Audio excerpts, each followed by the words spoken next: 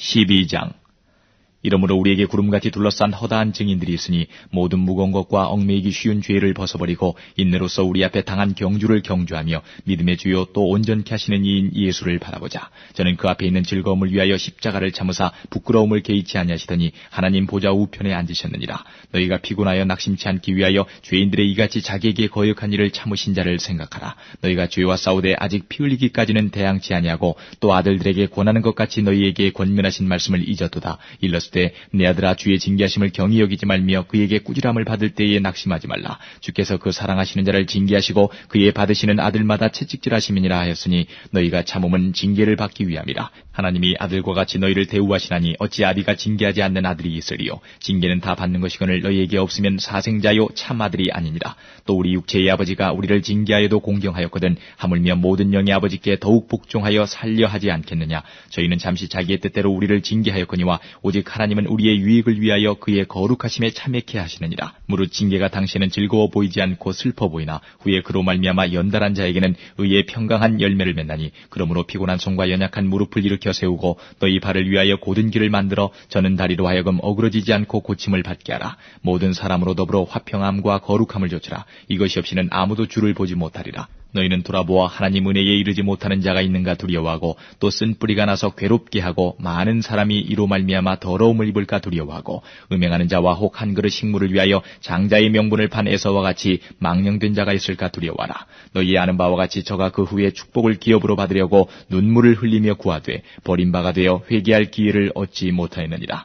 너희의 이른 곳은 만질만한 불붙는 산과 흑운과 흑암과 폭풍과 나팔소리와 말하는 소리가 아니라 그 소리를 듣는 자들은 더 말씀하지 아니하시기를 구하였으니 이는 짐승이라도 산에 이르거든 돌로 침을 당하리라 하신 명을 저희가 견디지 못함이라. 그 보이는 바가 이렇듯이 무섭기로 모세도 이르되 내가 심히 두렵고 떨린다 하였으나 그러나 너희가 이른 곳은 시온산과 살아계신 하나님의 도성인 하늘의 예루살렘과 천만 천사와 하늘에 기록한 장자들의 총회와 교회와 만민의 심판자이신 하나님과 및 온전케 된 의인의 영들과 새 언약의 중보이신 예수와 및 아벨의 피보다 더 낫게 말하는 뿌린 피니라. 너희는 삼가 말하신 자를 거역하지 말라. 땅에서 경고하신 자를 거역한 저희가 피하지 못하였거든 하물며 하늘로 조차 경고하신 자를 배반하는 우리일까 보냐. 그때는 그 소리가 땅을 진동하였거니와 이제는 약속하여 가라사대 내가 또 한 번 땅만 아니라 하늘도 진동하리라 하셨느니라. 이 또 한 번이라 하심은 진동치 아니하는 것을 영존케 하기 위하여 진동할 것들 곧 만든 것들에 변동될 것을 나타내심이니라.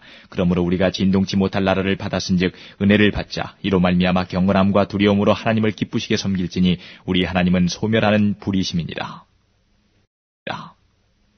13장. 형제 사랑하기를 계속하고 손님 대접하기를 잊지 말라. 이로써 부지 중에 천사들을 대접한 이들이 있었느니라. 자기도 함께 갇힌 것 같이 갇힌 자를 생각하고 자기도 몸을 가졌은즉 학대받는 자를 생각하라. 모든 사람은 혼인을 귀히 여기고 침소를 더럽히지 않게 하라. 음행하는 자들과 간음하는 자들을 하나님이 심판하시리라. 돈을 사랑치 말고 있는 바를 족한 줄로 알라. 그가 친히 말씀하시기를 내가 과연 너희를 버리지 아니하고 과연 너희를 떠나지 아니하리라 하셨느니라. 그러므로 우리가 담대히 가로되 주는 나를 돕는 자시니 내가 무서워 아니하겠노라. 사람이 내게 어찌하리오 하노라. 하나님의 말씀을 너희에게 이르고 너희를 인도하던 자들을 생각하며 저희 행실의 종말을 주의하여 보고 저희 믿음을 본받으라. 예수 그리스도는 어제나 오늘이나 영원토록 동일하시니라. 여러 가지 다른 교훈에 끌리지 말라. 마음은 은혜로서 굳게함이 아름답고 식물로서 할 것이 아니니 식물로 말미암아 행한 자는 유익을 얻지 못하였느니라. 우리에게 제단이 있는데 그 이외에 있는 제물은 장막에서 섬기는 자들이 이 제단에서 먹을 권이 없나니 이는 죄를 위한 짐승의 피는 대제사장이 가지고 성소에 들어가고 그 육체는 영문 밖에서 불사름이니라. 그러므로 예수도 자기 피로써 백성을 거룩히 하려고 성문 밖에서 고난을 받으셨느니라. 그런즉 우리는 그 능력을 지고 영문 밖으로 그에게 나아가자. 우리가 여기는 영구한 도성이 없고 오직 장차 올 것을 찾나니 이러므로 우리가 예수로 말미암아 항상 찬미의 제사를 하나님께 드리자. 이는 그 이름을 증거하는 입술의 열매니라. 오직 선을 행함과 서로 나눠주기를 잊지 말라. 이 같은 제사는 하나님이 기뻐하시느니라. 너희를 인도하는 자들에게 순종하고 복종하라. 저희는 너희 영혼을 위하여 경성하기를 자기가 회개할 자인 것 같이 하느니라. 저희로 하여금 즐거움으로 이것을 하게 하고 근심으로 하게 말라. 그렇지 않으면 너희에게 유익이 없느니라. 우리를 위하여 기도하라. 우리가 우리가 모든 일에 선하게 행하리 하므로 우리에게 선한 양심이 있는 줄을 확신하노니 내가 더 속히 너희에게 돌아가기를 위하여 너희 기도함을 더욱 원하노라. 양의 큰 목자이신 우리 주 예수를 영원한 언약의 피로 죽은 자 가운데서 이끌어내신 평강의 하나님이 모든 선한 일에 너희를 온전케 하사 자기 뜻을 행하게 하시고 그 앞에 즐거운 것을 예수 그리스도로 말미암아 우리 속에 이루시기를 원하노라. 영광이 그에게 세세 무궁토록 있을지어다. 아멘. 형제들아, 내가 너희를 권하노니 권면의 말을 용납하라. 내가 간단히 너희에게 썼느니라. 우리 형제 디모데가 노인 것을 너희가 알라. 그가 속히 오면 내가 저와 함께 가서 너희를 보리라. 너희를 인도하는 자와 및 모든 성도에게 문안하라. 이달리아에서 온 자들도 너희에게 문안하느니라. 은혜가 너희 모든 사람에게 있을지어다. Discipline in a long-distance race. Chapter 12. Do you see what this means? All these pioneers who blazed the way, all these veterans cheering us on? It means we'd better get on with it. Strip down, start running, and never quit. No extra spiritual fat, no parasitic sins. Keep your eyes on Jesus, who both began and finished this race we're in. Study how he did it. Because he never lost sight of where he was headed, that exhilarating finish in and with God. He could put up with anything along the way. Cross, shame, whatever. And now he's there, in the place of honor, right alongside God. When you find yourselves flagging in your faith, go over that story again, item by item, that long litany of hostility he plowed through. That will shoot adrenaline into your souls. In this all-out match against sin, others have suffered far worse than you, to say nothing of what Jesus went through, all that bloodshed. So don't feel sorry for yourselves. Or have you forgotten how good parents treat children, and that God regards you as his children? My dear child, don't shrug off God's discipline, but don't be crushed by it either. It's the child he loves that he disciplines. The child he embraces, he also corrects. God is educating you. That's why you must never drop out. He's treating you as dear children. This trouble you're in isn't punishment, it's training, the normal experience of children. Only irresponsible parents leave children to fend for themselves. Would you prefer an irresponsible God? We respect our own parents for training and not spoiling us, so why not embrace God's training so we can truly live? While we were children, our parents did what seemed best to them. But God is doing what is best for us, training us to live God's holy best. At the time, discipline isn't much fun. It always feels like it's going against the grain. Later, of course, it pays off handsomely, for it's the well-trained who find themselves mature in their relationship with God. So don't sit around on your hands. No more dragging your feet. Clear the path for long-distance runners so no one will trip and fall, so no one will step in a hole and sprain an ankle. Help each other out and run for it. Work at getting along with each other and with God. Otherwise, you'll never get so much as a glimpse of God. Make sure no one gets left out of God's generosity. Keep a sharp eye out for weeds of bitter discontent. A thistle or two gone to seed can ruin a whole garden in no time. Watch out for the Esau syndrome, trading away God's lifelong gift in order to satisfy a short-term appetite. You well know how Esau later regretted that impulsive act and wanted God's blessing. But by then it was too late, tears or no tears. An unshakable kingdom. Unlike your ancestors, you didn't come to Mount Sinai, all that volcanic blaze and earth-shaking rumble, to hear God speak. The ear-splitting words and soul-shaking message terrified them, and they begged him to stop. When they heard the words, "If an animal touches the mountain, it's as good as dead," they were afraid to move. Even Moses was terrified. No, that's not your experience at all. You've come to Mount Zion, the city where the living God resides. The invisible Jerusalem is populated by throngs of festive angels and Christian citizens. It is the city where God is judge, with judgments that make us just. You've come to Jesus, who presents us with a new covenant, a fresh charter from God. He is the mediator of this covenant. The murder of Jesus, unlike Abel's, a homicide that cried out for vengeance, became a proclamation of grace. So don't turn a deaf ear to these gracious words. If those who ignored earthly warnings didn't get away with it, what will happen to us if we turn our backs on heavenly warnings? His voice that time shook the earth to its foundations. This time, he's told us this quite plainly. He'll also rock the heavens. One last shaking from top to bottom, stem to stern. The phrase, one last shaking, means a thorough house cleaning, getting rid of all the historical and religious junk so that the unshakable essentials stand clear and uncluttered. Do you see what we've got?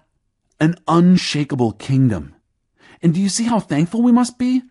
Not only thankful, but brimming with worship, deeply reverent before God. For God is not an indifferent bystander. He's actively cleaning house, torching all that needs to burn, and he won't quit until it's all cleansed. God himself is fire. Jesus doesn't change. Chapter 13. Stay on good terms with each other, held together by love. Be ready with a meal or a bed when it's needed. Why, some have extended hospitality to angels without ever knowing it. Regard prisoners as if you were in prison with them. Look on victims of abuse as if what happened to them had happened to you. Honor marriage and guard the sacredness of sexual intimacy between wife and husband. God draws a firm line against casual and illicit sex. Don't be obsessed with getting more material things. Be relaxed with what you have. Since God assured us, I'll never let you down, never walk off and leave you, we can boldly quote, God is there, ready to help. I'm fearless no matter what. Who or what can get to me? Appreciate your pastoral leaders who gave you the Word of God. Take a good look at the way they live and let their faithfulness instruct you, as well as their truthfulness. There should be a consistency that runs through us all. For Jesus doesn't change. Yesterday, today, tomorrow. He's always totally himself. Don't be lured away from him by the latest speculations about him. The grace of Christ is the only good ground for life. Products named after Christ don't seem to do much for those who buy them. The altar from which God gives us the gift of himself is not for exploitation by insiders who grab and loot. In the old system, the animals are killed and the bodies disposed of outside the camp. The blood is then brought inside to the altar as a sacrifice for sin. It's the same with Jesus. He was crucified outside the city gates. That is where he poured out the sacrificial blood that was brought to God's altar to cleanse his people. So let's go outside, where Jesus is, where the action is, not trying to be privileged insiders, but taking our share in the abuse of Jesus. This insider world is not our home. We have our eyes peeled for the city about to come. Let's take our place outside with Jesus, no longer pouring out the sacrificial blood of animals, but pouring out sacrificial praises from our lips to God in Jesus' name. Make sure you don't take things for granted and go slack in working for the common good. Share what you have with others. God takes particular pleasure in acts of worship, a different kind of sacrifice that take place in kitchen and workplace and on the streets. Be responsive to your pastoral leaders. Listen to their counsel. They are alert to the condition of your lives and work under the strict supervision of God. Contribute to the joy of their leadership, not its drudgery. Why would you want to make things harder for them? Pray for us. We have no doubts about what we're doing or why, but it's hard going and we need your prayers. All we care about is living well before God. Pray that we may be together soon. May God, who puts all things together, makes all things whole, who made a lasting mark through the sacrifice of Jesus, the sacrifice of blood that sealed the eternal covenant, who led Jesus, our great shepherd, up and alive from the dead, now put you together, provide you with everything you need to please him. Make us into what gives him most pleasure by means of the sacrifice of Jesus, the Messiah. All glory to Jesus forever and always. Oh, yes, yes, yes. Friends, please take what I've written most seriously. I've kept this as brief as possible. I haven't piled on a lot of extras. You'll be glad to know that Timothy has been let out of prison. If he leaves soon, I'll come with him and get to see you myself. Say hello to your pastoral leaders and all the congregations. Everyone here in Italy wants to be remembered to you. Grace be with you, everyone.